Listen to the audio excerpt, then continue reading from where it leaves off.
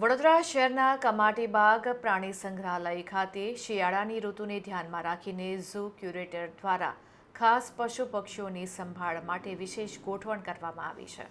ઠંડીના પ્રકોપથી પ્રાણીઓને બચાવવા માટે મુખ્ય પગલાં લેવામાં આવી રહ્યા છે, જેમાં ઠંડા પવનને રોકવા માટે ઘણા પ્રાણીઓના કેબિન પર ગ્રીન નેટ બાંધવામાં આવી છે, જે અંદરના વાતાવરણને હૂંફાળું રાખે છે। શિયાળામાં ઉર્જાની જરૂરિયાત વધતા માંસાહારી પ્રાણીઓના ખોરાકમાં વધારો કરવામાં આવ્યો છે।